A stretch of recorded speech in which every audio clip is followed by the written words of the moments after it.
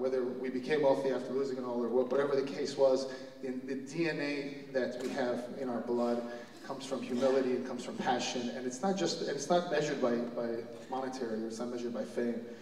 Everyone in our family does something very unique from all of them, and I don't want to get into it, but I think that's really what was the blessing I was given. And that's something that every day I remember and I nurture and hopefully pass on to all the people I talk to. It's the humility and it's the passion, it's the drive.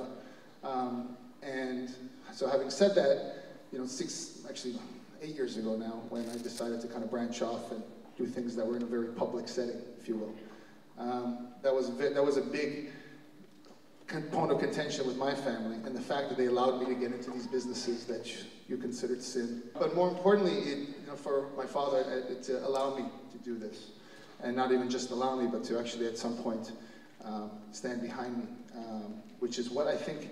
We're talking to the students here, but half of them are students and half of them are community, and we'd like to box things in. And I think really, I was thinking about what I should say to come up here, and we spoke yesterday, and what should I can't add more than the people that are up here. I mean, these are pure geniuses and people that are well, but maybe what I can do is give a perspective from the younger generation, because I like to consider myself still young, even though my hairline doesn't show that.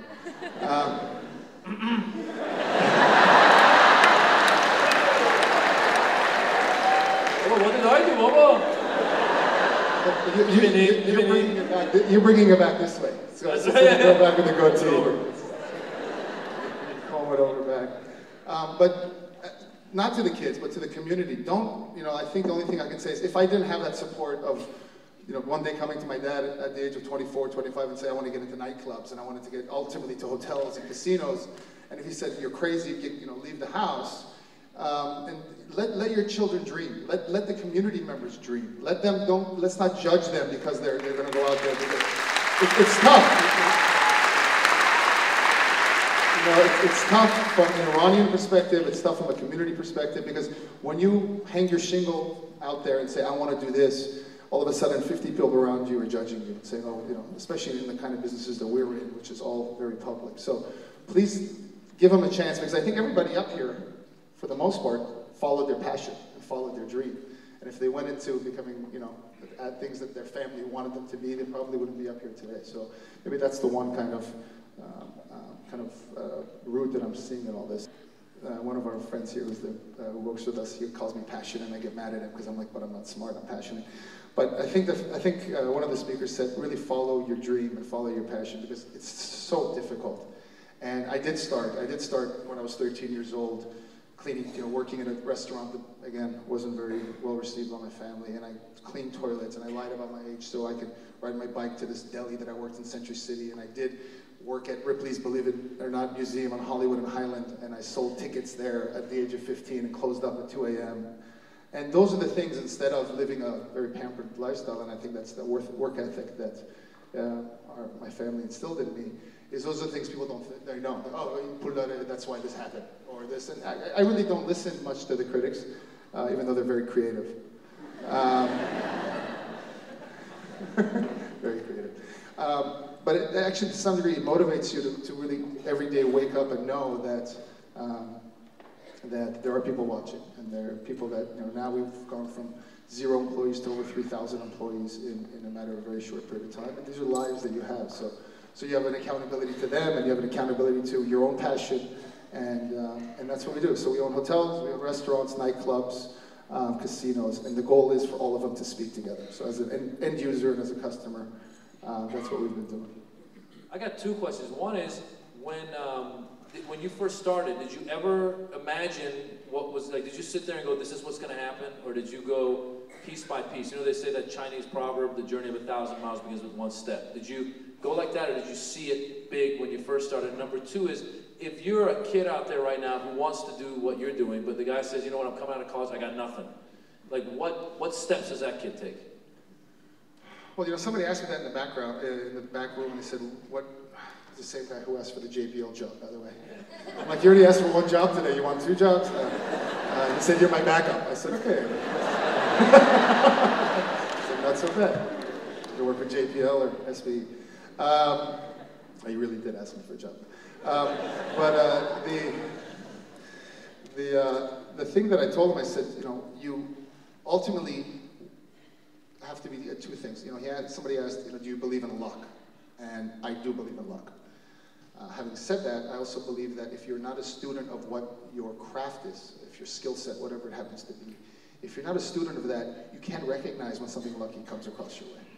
So if you're not you know, electrical engineer and knows who that, you know, the people that are coming through, and all of a sudden someone says, oh, I work for JPL, you don't know what JPL is, or you don't know who this you know, specific person is, you know, it's lucky that you met them, but it's not lucky that you follow up, and it's not lucky. So I believe in that, and I believe in really being an owner of your craft, and being a student, and being humble to the fact that there's always going to be bigger and better, which is, again, something that our society is having a tough time always assimilating here too, is that there's always going to be bigger and better, and you know, really being content at the end of the day of having that sense of internal peace that you can have with what you do. I forgot your second question. So, the wine. You had the wine too? Oh, good. I have cha-cha. There's no vodka. No, the other question was, did you ever imagine that it would get to where it is when you first started, or did you just say, I want to do this one thing at a time, and then boom? Did you always know that this is what you wanted to do? No, when did you decide? I didn't, and you know, our family, you know, our business is completely different than what I do, but you know, it's very funny because, you know, one of the things on that CNN piece that they asked me was, you know, you were an Iranian, and I imagine this is when I was going out, when I was 21, you know, going out to clubs, you know, even younger, and they wouldn't let us in.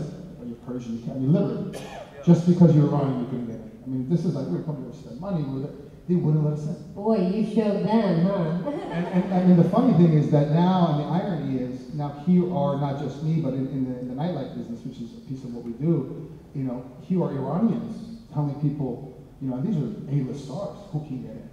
And how that irony has changed so quickly. And how, you know, you're not letting these people in, and you're not letting, and it's not the fun, it's not just the fact of that, you know, kicking people from a line, which is something I don't do. I'm sorry if you guys don't get into my places. But please try. It's a recession. Come back. But more importantly, how quickly this culture, or this new immigrant, I wouldn't even call it first generation immigrants, have so quickly taken this business now. Other nightclub owners, and how do you do it? I mean, you know, you have to be persistent, and you have to really believe in what you do. You have to think why. You know, what we did was try to revolutionize hospitality in our way. Everything we did, it was different. Everything we did hadn't been done before. And there was a lot of risk in that. We accepted that risk. But we work with the best people in the world. And my team, the people that work with me, some of them are here tonight, they should take most of that credit. I just, you know, kind of put the puzzles together. As I say, I sign the checks, let them do the work. They're much more talented at it than I am. But I'm blessed to be working with them. So that's pretty much it.